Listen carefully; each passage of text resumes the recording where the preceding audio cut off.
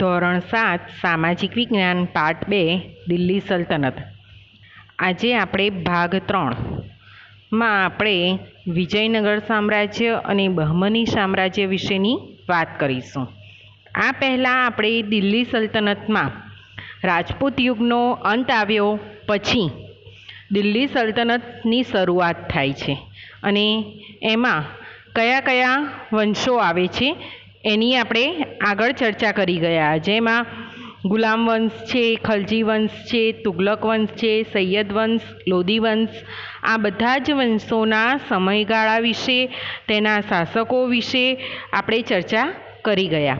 આગળના 2 ભાગમાં આપણે આના વિશે ચર્ચા થઈ, એટલે તમારે હવે પાઠનું વાંચન ખૂબ સારી રીતે કરશો તો તમને આ વંશો વિશેની જાણકારી ખૂબ સારી રીતે સમજ પડશે. હવે આગળ એના પછી આપણે આ વંશોના સમય દરમિયાન રાજ્ય વ્યવસ્થા કયા પ્રકારની હતી એના વિશે આપણે સમજી ગયા. તો તેમાં કેન્દ્રીય શાસન, પ્રાંતીય શાસન, સ્થાનિક શાસન વિશેની આપણે ચર્ચા કરી. બરાબર. હવે આગળ આપણે ત્યાર પછી આ સમય દરમિયાનના બાંધકામો વિશેની ચર્ચા કરી. એટલે કે દરેક વંશો દરમિયાન કયા રાજાઓએ કયા બાંધકામો કરાવ્યા, કયા કિલ્લાઓ બંધાવ્યા એના વિશે આપણે ચર્ચા કરી. જેમાં આપણે કુતુબ મિનાર, ઢાઈ દિન કા ઝોપડા, બંદે ખાનનો ગુંબજ, બડા ગુંબજ, મોઠની મસ્જિદ આના વિશેની જાણકારી મેળવી. હવે આજે આપણે વિજયનગર સામ્રાજ્ય વિશેની માહિતી મેળવવાની છે. વિજયનગરનું નામ આવતા લગભગ બધાએ જ આપણે સોની ટીવી સબ ઉપર આપણે સિરિયલ જોઈએ છે, તેનાલી રામન જોઈ હશે. બરાબર. તો તેમાં તેનાલી રામા અને કૃષ્ણદેવરાય વિશે ઘણા બધા લેખો છે, પછી વાર્તાઓ અંદર, પછી નાની નાની નાટ્યકથાઓ છે. એના વિશે આપણે જોયું પણ છે અને લગભગ સાંભળ્યું પણ હશે. તો આ જ વિજયનગર વિશે આપણે આજે વાત કરવાની છે કે વિજયનગર સામ્રાજ્ય કઈ રીતે તૈયાર થયું. બરાબર. તો દિલ્હી સુલતાન મોહમ્મદ તુગલકની કારકિર્દી દરમિયાન દિલ્હીની કેન્દ્રવર્તી સત્તા વિરુદ્ધ દક્ષિણમાં બળવો થયો. બળવો થયો એટલે કે 2 થી 3 રાજાઓ ભેગા થઈ, એટલે કે 3 થી 4 જે વધારે રાજાઓ ભેગા થઈ અને કોઈ એક રાજ્ય ઉપર યુદ્ધ કરે તેને બળવો થયો કહેવાય. એને એક ઉદાહરણ તરીકે લઈએ કે કોઈક આપણે સંઘ તૈયાર કરીએ અને કોઈ બીજી જે આગળ બીજા કોઈ વ્યક્તિની વિરુદ્ધ આપણે જે પેલું આંદોલન કરીએ છીએ એને બળવો થયું કહેવાય છે. બરાબર. તો તેમાંથી જ વિજયનગર અને બહમની જેવા 2 પ્રબળ રાજ્યોનો ઉદય થાય છે.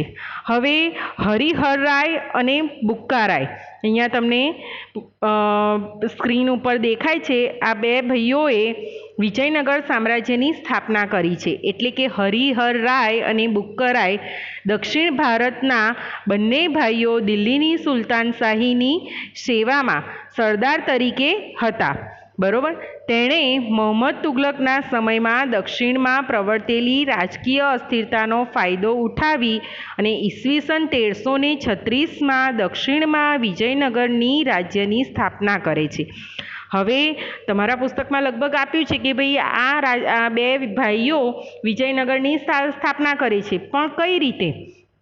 તો આ 2 ભાઈઓ જ્યારે દિલ્હીની ગાદી પર સુલતાન હતા, એટલે કે જે મોહમ્મદ તુગલક હતા, તે સમયે આ લોકો સરદાર હતા અને તેનાથી વિરુદ્ધ જઈ અને દક્ષિણમાં જે રાજકીય અસ્થિરતા, એટલે કે અંદરો અંદર જે ઝઘડાઓ થાય છે તેનો તે લોકો લાભ ઉઠાવી અને વિજયનગરની સ્થાપના કરે છે ઈસવીસન 1336માં. આજના કર્ણાટકમાં આવેલું હમ્પી આ રાજ્યની રાજધાની હતી. હરિહર અને વિજયનગરનો પહેલો રાજા હતો. હરિહર પછી તેનો ભાઈ બુક્ક સત્તા ઉપર આવ્યો અને બુક્કે રામેશ્વર સુધીનો પ્રદેશ પોતાની હુકુમત હેઠળ વિસ્તાર્યો હતો. અને ત્યાર પછી કૃષ્ણદેવરાય રાજા બને છે. એટલે કે આ જે રાજા હતા તે સમય દરમિયાન શરૂઆતમાં જ્યારે વિજયનગર સામ્રાજ્યનો પાયો નંખાયો ત્યારે તેમના ગુરુસ્વામી વિદ્યારણ્યના નામ પરથી વિદ્યાનગર તરીકે તે વિજયનગર ઓળખાતું હતું અને પાછળથી તેમના સમ્રાટોની લશ્કરી સફળતાને કારણે તે વિજયનગર તરીકે ઓળખ પામે છે. અને આ હરિહરરાય અને બુક્કારાય સંગમ વંશના રાજા હતા. એટલે કે વિજયનગર સામ્રાજ્યમાં આ સમય દરમિયાન ફરી પાછા અલગ અલગ વંશો આવે છે, જેમાં સંગમ વંશ, સાલુવ વંશ, તુલુવ વંશ, અરવિંદુ વંશ વગેરે શાસન કરે છે. બરોબર. તેમાં આ જે સાલુવ વંશનું શાસન 20 વર્ષ ચાલે છે અને ત્યાર પછી તુલુવ વંશની સ્થાપના થાય છે. સંગમ વંશમાં કોણ હતું? તો હરિહરરાય અને બુક્કારાય. ત્યાર પછી સાલુવ વંશ આવે છે અને ત્યાર પછી તુલુવ વંશ આવે છે. હવે તુલુવ વંશમાં કૃષ્ણદેવરાય એક શ્રેષ્ઠ શાસક તરીકે આગળ આવે છે.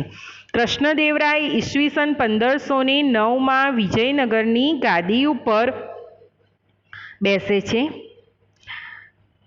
હવે તેણે વિજયવાડા અને રાજમહેંદી પ્રદેશ જીતીને પોતાના રાજ્ય સાથે જોડી લે છે અને બહમની સુલતાન મોહમ્મદ શાહના નેતૃત્વ હેઠળ એકત્રિત થયેલા સુલતાનોના સૈન્ય સંઘોને તેમણે પરાજય કર્યો. આમ વારંવાર વિજયનગર અને બહમની રાજ્યો વચ્ચે અંદર સંઘર્ષ ચાલ્યા કરે છે. કૃષ્ણદેવરાયની કારકિર્દીમાં વિજયનગરનું રાજ્ય પૂર્વમાં કટકથી પશ્ચિમે ગોવા સુધી અને ઉત્તરે રાયપુર દોઆબ સુધી દક્ષિણે હિન્દ મહાસાગર સુધી ફેલાયેલું હતું અને ઈસવીસન 1530માં તેનું મૃત્યુ થાય છે. પરંતુ કૃષ્ણદેવરાય વિદ્વાન હતા. તેમણે તેલુગુ ભાષામાં અલગ અલગ ગ્રંથો પણ લખ્યા હતા અને તેમને આંધ્રના ભોજ તરીકે પણ ઓળખવામાં આવે છે. હવે તેમણે સંસ્કૃત અને તેલુગુ ભાષામાં કયા ગ્રંથ લખ્યા હતા? તો આમુક્ત્ય માલ્યદા નામનો રાજનીતિ વિષયક ગ્રંથ લખ્યો હતો. આની જાણકારી કદાચ તમારા પુસ્તકમાં નથી, પણ આ તમારી જાણકારી માટે છે કે કૃષ્ણદેવરાયે તેલુગુ ભાષામાં આમુક્ત માલ્યદા નામનો ગ્રંથ લખ્યો હતો અને તેમની કારકિર્દીના સમયમાં વિજયનગરમાં 1000 રામ મંદિર, વિઠ્ઠલ મંદિરોનું બાંધકામ થયું હતું. એટલે કે કૃષ્ણદેવરાય વિદ્વાન હોવાના સાથે કલાપ્રેમી પણ માનતા હતા. એટલે કે તેને અલગ અલગ બાંધકામો, કલાકૃતિઓમાં ખૂબ જ રસ હતો અને આની સાથે તેમને પુસ્તક લખવાનો એટલે કે ગ્રંથ લખવાનો પણ તે ખૂબ જ શોખ ધરાવતા હતા. કૃષ્ણદેવરાય પછી વિજયનગર રાજ્યની પડતી શરૂ થાય છે અને આજના કર્ણાટકમાં આવેલા તાલીકોટમાં એક બાજુ આદિલશાહી, નિઝામશાહી, કુતુબશાહી, બારિશશાહી અને બીજી બાજુ વિજયનગરના રાજા રામરાય વચ્ચે ઈસવીસન 1565માં લડાઈ થાય છે અને આ લડાઈમાં રામરાયનો પરાજય થાય છે અને પછી વિજયનગરનો અંત આવે છે. આમ કૃષ્ણદેવરાય એ ખૂબ જ સર્વશ્રેષ્ઠ શાસક રીતે સાબિત થાય છે. હવે તેણે તેના સમયમાં અલગ અલગ જે બાંધકામો કર્યા હતા એની સાથે સાથે તે ખૂબ જ કલાપ્રેમી અને જે કહેવાય કે જે બાંધકામ કરાવનાર અને એકદમ શાસક તરીકે આગળ આવે છે. તેણે વિજયનગરની પાસે નાગલપુર નામનું નગર પણ વસાવ્યું જ હતું અને ઇમારતો અને મંદિરોથી શણગાર્યું હતું. આ ઉપરાંત તેણે સ્ત્રીઓને સમાજમાં ઉચ્ચ સ્થાન આપ્યું. તેઓ રાજનૈતિક, સામાજિક અને આર્થિક પ્રવૃત્તિઓમાં ભાગ લેતી હતી. તેમને સંરક્ષણ વાસ્તે જુદા જુદા શસ્ત્રોની તાલીમ અને સંગીત અને બીજી લલિત કલાઓ શીખવવામાં આવતી હતી. સતીની પ્રથા ચાલુ જ રહી. રાજમહેલોમાં અંગરક્ષકો, હિસાબનીશો, પહેલવાનો, જ્યોતિષો અને કર્મચારીઓ તરીકે મહિલાઓ પણ હતી અને આ ઉપરાંત મહિલાઓ નૃત્ય, સંગીત અને બીજી લલિત કલાઓમાં શ્રેષ્ઠ હતી. તેણે તેના સમયમાં બાળલગ્નો, વેશ્ય પ્રથા અને બહુપત્ની પ્રથા પ્રચલિત હતી અને તે સમયે તેનો વિરોધ પણ તેણે કર્યો હતો. અને સામાજિક, ધાર્મિક, રાજકીય, વહીવટી કાર્યોમાં બ્રાહ્મણોનું વર્ચસ્વ હતું. લોકોમાં માંસાહાર પણ પ્રચલિત હતો. આમ કૃષ્ણદેવરાય એક આંધ્રના ભોજ તરીકે આને કારણે ઓળખ પામે છે. કૃષ્ણદેવરાયના અવસાન બાદ વિજયનગરમાં આંતરિક સંઘર્ષ અને કાવતરા શરૂ થાય છે અને 23મી જાન્યુઆરી 1565માં કાલીકોટાના યુદ્ધમાં મુસ્લિમ રાજ્યોના બનેલા સંઘની સામે વિજયનગરનો પરાજય થાય છે અને યુદ્ધ બાદ વિજયનગર સામ્રાજ્ય એક સદી સુધી ટકી રહે છે અને પછી તે ભવ્યતા પામી શકતું નથી. એટલે આ રાજ્યમાં વિજયનગર રાજ્યમાં કૃષ્ણદેવરાય એ ખૂબ જ આગળ પડતા શાસક તરીકે આગળ આવે છે અને ત્યાર પછી બહમની રાજ્ય અસ્તિત્વમાં આવે છે. એટલે કે જે બે રાજ્યો દક્ષિણમાં વિકાસ પામે છે તેમાં બહમની રાજ્ય અને વિજયનગર સામ્રાજ્ય એ અસ્તિત્વમાં આવે છે.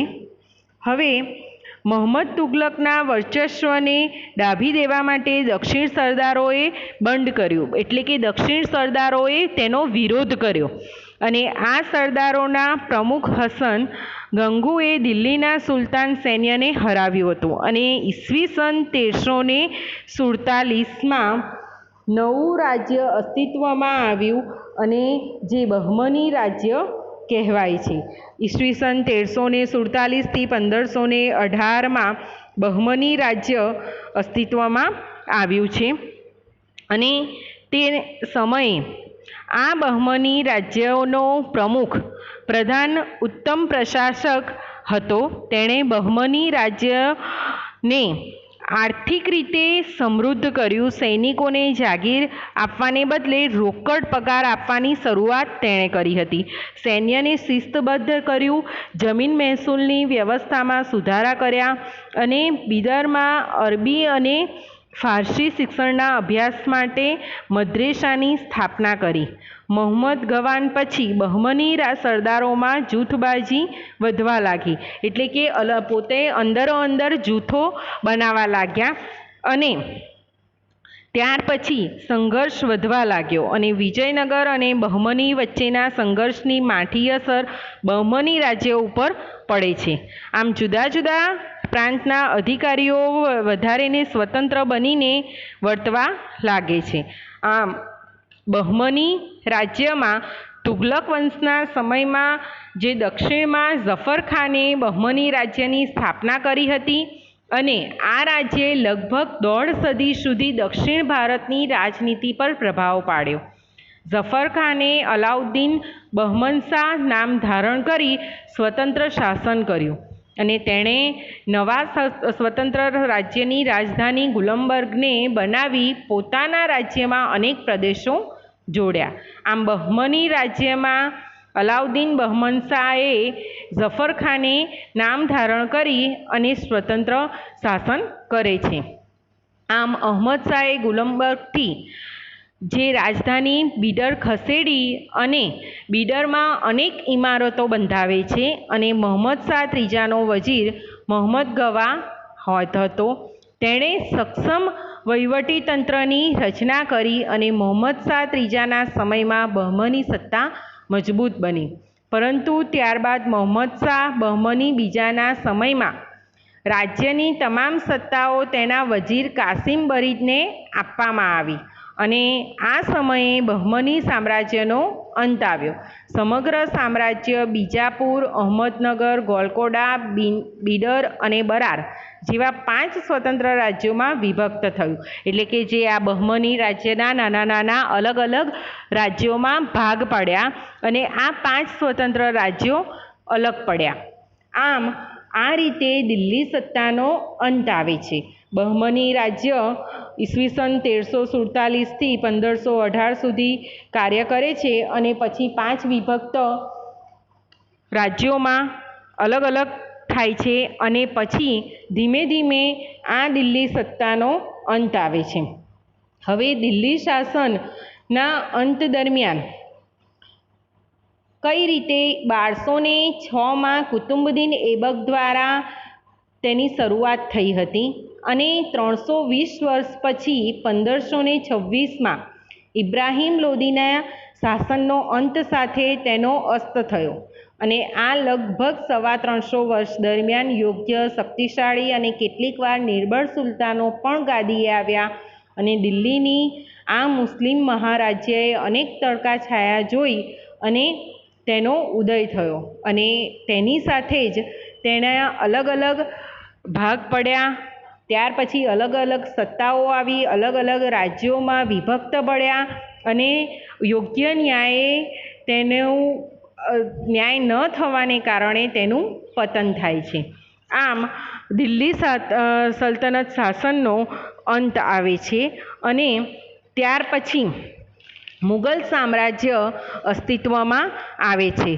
એટલે કે દિલ્હી સલ્તનતમાં આપણે જે મોહમ્મદ તુગલક પછી ફિરોઝ શાહ તુગલકનું શાસન જોયું હતું અને ત્યાર પછી દિલ્હી સલ્તનતની સત્તા નબળી પડે છે અને તુગલક વંશના શાસન દરમિયાન જ્યારે તૈમૂર દિલ્હી પર આક્રમણ કરે છે અને દિલ્હીને લૂંટે છે અને આવી અરાજકતાની વચ્ચે જ્યારે લાહોરના હાકમે દિલ્હી ઉપર સૈયદ વંશની સ્થાપના થાય છે અને ત્યાર પછી ધીમે ધીમે તેના અભિમાની વર્તનથી અમીરો નારાજ થાય છે અને સમગ્ર રાજ્યમાં તેનો વિરોધ થાય છે અને ઈસવીસન 1526માં પાણીપતની લડાઈમાં ઇબ્રાહિમ લોદીને હરાવીને વિદેશથી આવેલા બાબરે મુગલ સામ્રાજ્યનો પાયો નાખ્યો અને આ શાસન લગભગ 200 વર્ષ સુધી સળંગ ચાલ્યું. એટલે અહીંથી મુગલ સામ્રાજ્યની સ્થાપના થાય છે અને જે આપણે આગળ પાઠ 3માં આગળ સમજીશું. એ પહેલાં આપણે સ્વાધ્યાયના પ્રશ્નો વિશેની ચર્ચા કરીશું. હવે તમારે અહીંયા અલગ અલગ વંશો આવે છે, અલગ અલગ શાસકો ખૂબ બધા આવે છે, માટે તમારે પાઠનું વાંચન તો ખૂબ જ કરવું પડશે, તો જ તમને ખ્યાલ આવશે. બરાબર? એ ઉપરાંત તમે સ્વાધ્યાયના પ્રશ્નો પણ તૈયાર કરશો, જેમાં પહેલો પ્રશ્ન છે, દિલ્હી સલ્તનતમાં ચેહલગ્નાનની સ્થાપના કોણે કરી હતી? ઇલ્તુત્મિશે. બરાબર? ત્યાર પછી દિલ્હી સલ્તનતના પ્રથમ મહિલા શાસક કોણ હતા? તો રઝિયા સુલતાન. ત્યાર પછી દિલ્હીના કયા શાસકની યોજના તરંગી યોજના ગણાતી? મોહમ્મદ તુગલક. કેમ કે એ ઘણી બધી યોજનાઓ બનાવતો, પરંતુ તેનો યોગ્ય અમલ અને યોગ્ય ઘડતર ન હોવાને કારણે તેને તરંગી યોજના કહેવાતી હતી. વિજયનગર સામ્રાજ્યની સ્થાપના કોણે કરી હતી? તો હરિહર રાય અને બુક્કા રાય. ધાઈ દિનકા ઝોપડા કયા શહેરમાં આવેલું છે? તો અજમેર. બરોબર? ખાલી જગ્યા અહીંયા આપેલી છે તમને. દિલ્હી સલ્તનતની શાસન વ્યવસ્થાના કેન્દ્રમાં કોણ હતું? તો સુલતાન. એટલે કે પહેલાં સુલતાન જે પણ નિર્ણય કરે તે યોગ્ય ગણવામાં આવતો હતો. ત્યાર પછી દિલ્હી સલ્તનતનો અંતિમ શાસક ખાલી જગ્યા હતો તો ઇબ્રાહિમ લોદી.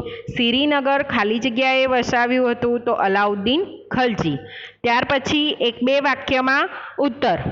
તો કુતુબ મિનાર ક્યાં આવેલું છે? દિલ્હીમાં. પાણીપતનું પ્રથમ યુદ્ધ કોની વચ્ચે થયું? તો ઇબ્રાહિમ લોદી અને બાબર વચ્ચે. અને ત્યાર પછી મુગલ સામ્રાજ્યની બાબરની જીત થાય છે, ઇબ્રાહિમ લોદીની હાર થાય છે અને મુગલ સામ્રાજ્યની શરૂઆત થાય છે. અલાઈ દરવાજાનું નિર્માણ કોના સમયમાં થયું? તો અલાઉદ્દીન ખલજીના સમયમાં. બહમની રાજ્યની સ્થાપના કોણે કરી હતી? તો જફર ખાને. તુગલક સમયગાળા દરમિયાન દિલ્હીની આસપાસ કયા કયા શહેરો વસાવવામાં આવ્યા? તો તુગલક વંશના શાસનમાં દરમિયાન દિલ્હીની આસપાસ તુગલકાબાદ, ફિરોઝાબાદ, હિસાર, જોનપુર, ફિરોઝપુર, ફતેહાબાદ વગેરે શહેરો વસાવવામાં આવ્યા. હવે સલ્તનત સમયના સ્થાપત્યોનું વર્ણન કરો. તો તેમાં કુતુબ મિનાર પણ છે અને અલગ અલગ સ્થાપત્યોની જાણકારી આપણે એ સમયે પાઠમાં સમજી ગયા. તો એમાં સુલતાન કુતુબુદ્દીન ઐબકે દિલ્હીમાં કુવત ઉલ ઇસ્લામ નામની મસ્જિદ બનાવી હતી. તેણે દિલ્હીમાં મશહૂર કુતુબ મિનાર નામના મિનારાનું બાંધકામની શરૂઆત કરી હતી અને આ મિનારો એક જ માળ બાંધી શકાયો અને તેનું અવસાન થાય છે. ત્યાર પછી ઇલ્તુત્મિશ કુતુબ મિનારનું બાંધકામ પૂર્ણ કરે છે. કુતુબુદ્દીન ઐબકે અજમેરમાં ઢાઈ દિનકા ઝોપડા નામની મસ્જિદ બનાવી. સુલતાન ઇલ્તુત્મિશના સમયમાં હૌઝે શમ્મી, શમ્મી ઈદગાહ અને જુમ્મા મસ્જિદ નામના સ્થાપત્યો બંધાયા હતા. અલાઉદ્દીન ખલજીએ અલાઈ દરવાજો, સીરી કિલ્લો, સીરીનગર, હૌજે ખાસ નામના સ્થાપત્યો બાંધ્યા હતા. તુગલક વંશના શાસન દરમિયાન તુગલકાબાદ, ફિરોઝાબાદ, હિસાર, જોનપુર, ફિરોઝપુર, ફતેહાબાદ વગેરે નગરો વસાવ્યા હતા. સૈયદ વંશ અને લોધી વંશમાં બંદે ખાનનો ગુંબજ, બડા ગુંબજ, મોટકી મસ્જિદ, શિહાબુદ્દીનનો મકબરો વગેરે જેવા સ્થાપત્યોનું નિર્માણ થયું હતું. ત્યાર પછી કૃષ્ણદેવરાય વિશે ટૂંકમાં માહિતી આપો. તો કૃષ્ણદેવરાય તુલુુ વંશનો તેમજ વિજયનગર સામ્રાજ્યનો સર્વશ્રેષ્ઠ શાસક હતો. તે એ સમયના ભારતનો એક મહાન શક્તિશાળી શાસક તરીકે ઓળખ પામતો હતો.